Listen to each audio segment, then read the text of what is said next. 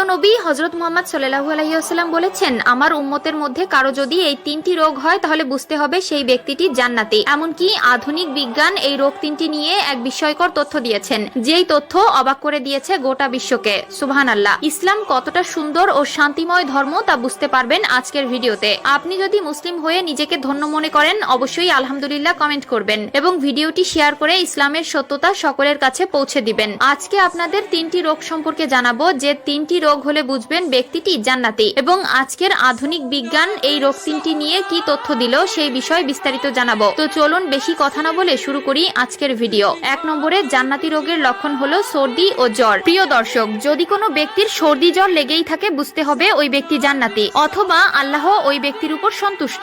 আধুনিক বিজ্ঞান বলেছে যে ব্যক্তির সবসময় সর্দি জ্বর লেগেই থাকে সেই ব্যক্তি কখনোই পাগল হবে না। সর্দি জ্বরের সময় যখন হাঁচি দেওয়া হয় তখন শরীরে থাকা সকল মারাত্মক জীবাণুগুলো শরীর থেকে বের হয়ে যায়, এমনকি ক্যান্সারের মতো জীবাণু শরীর থেকে হাঁচির মাধ্যমে বের হয়ে যায়। এজন্যই ইসলাম বলেছে হাঁচি দেওয়ার পরে আলহামদুলিল্লাহ বলতে। আলহামদুলিল্লাহ অর্থাৎ সকল প্রশংসা আল্লাহর জন্য। প্রিয় দর্শক, প্রিয় নবী বলেছেন, যদি আমার কোনো উম্মত কোনো রোগ বালাই নিয়ে ধৈর্য ধারণ করে আল্লাহর শুকরিয়া আদায় করে ঘুমিয়ে যায়, সকাল হওয়ার আগেই তাকে একটি নিষ্পাপ শিশুর মতো পবিত্র করে দেওয়া হবে, যদি তার ভেতরের মানুষটা ইমানদার ও মুসলিম হয়ে থাকে। 2 নম্বরে যে রোগের কথা বলা হয়েছে তা হলো চুলকানি বা অ্যালার্জি রোগ। যাদের কম বেশি সবসময় চুলকানি থাকে আর এই অবস্থায় যদি কেউ মৃত্যুবরণ করে বুঝতে হবে আল্লাহ তাআলা তাকে মাফ করে দিবে। আধুনিক বিজ্ঞান বলেছে যেই ব্যক্তিদের শরীরে সবসময় চুলকানি অ্যালার্জি থাকে তাদের কখনো কুষ্ঠরোগ হবে না। আমরা একসময় শরীর চুলকাতে চুলকাতে ধৈর্যহারা হয়ে পড়ি, কিন্তু এটা যে আমাদের জন্য কতটা উপকার সেটা আল্লাহ তাআলা সবথেকে ভালো জানেন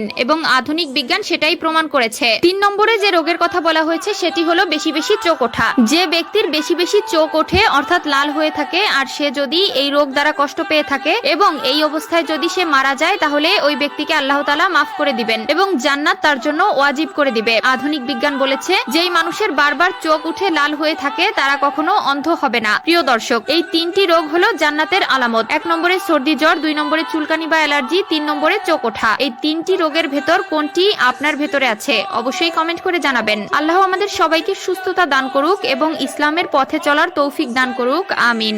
সুস্থ ও অসুস্থতা আল্লাহর পক্ষ থেকে। সুস্থতা আল্লাহ তাআলার বড় নিয়ামত, অসুস্থতা তার পক্ষ থেকে পরীক্ষা। অনেকের মনে প্রশ্ন জাগে, রোগ ব্যাধি আবার নিয়ামত হয় কিভাবে? রোগ ব্যাধি কতটা কল্যাণকর একটু ইঙ্গিত দিলেই বুঝতে সহজ হবে। অর্থবিত্তের দম্ভ, পদমর্যাদার অহংকার, যৌবনের তীব্রতায় মৃত্যু ও পরকালের কথা ভুলে যায়। অসুস্থতার মাধ্যমে আল্লাহ তাআলা বান্দাদের ফিরে আসার সুযোগ করে দেয়। আল্লাহ তাআলা বলেন, আর যখন মানুষকে বিপদ স্পর্শ করে তখন সে শুয়ে বসে বা দাঁড়িয়ে আমাকে ডাকে, অতঃপর আমি যখন তার বিপদ দূর করে দেই তখন সে এমন ভাবে চলতে থাকে মনে হয় যেন তাকে কোনো বিপদ স্পর্শ করার কারণে সে আমাকে ডাকেনি। সূরা ইউনূস আয়াত 12।